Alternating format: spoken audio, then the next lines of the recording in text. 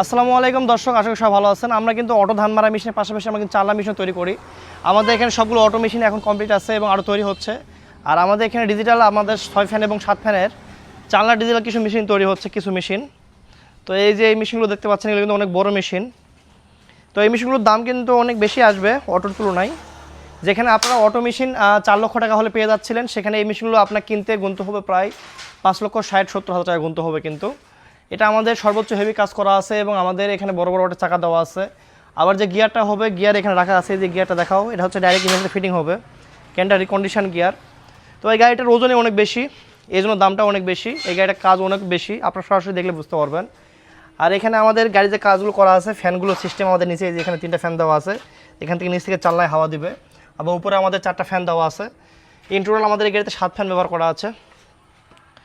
তো আমাদের এখানে এই যে আমি হলটা এখন ঘুরে ছাড় দিয়েছিলাম, এখনও ঘুরতেছে, দেখো এখনও এটা ঘুরতেছে হালকা। তো হলটা আমি আস্তে করে ঘুরে ছাড়া দিলাম, তখন এখনও ঘুরতেছে। তো এটা অনেক ইজি থাকে বড় বড় ওয়ার্ডের চাকার ফলে। আর আমাদের এখানে যে কাজগুলো হচ্ছে, গাড়িতে ম্যাক্সিমাম কাজই হচ্ছে প্লেটের কাজ। এই যে এখানে মোটামুটি প্লেটের কাজ করা হচ্ছে। আবার যে টায়ারগুলো আছে, টায়ারগুলো খুব হেভি, 14 টায়ার এবং সামনে 13 টায়ার দেওয়া আছে। একটা গাড়ি কেনার সময় আপনারা অটো কিনেন বা চালনা কিনেন, তবে ডিফারেন্সিয়াল দেখবেন। ডিফারেন্সিয়াল যদি রিকন্ডিশন না হয়, ডিফারেন্সিয়াল যদি পাবলিক হয়, গিয়ার যদি পাবলিক পুরাতন হয়, দাম কিন্তু অনেক কম পড়বে। এগুলো রিকন্ডিশন হলে অনেক ফ্রেশ মাল থাকে এবং টেকসই ক্ষমতা অনেক বেশি থাকে। তো সেটা সব ভালো থাকবেন। আসসালামু আলাইকুম, আল্লাহ হাফিজ।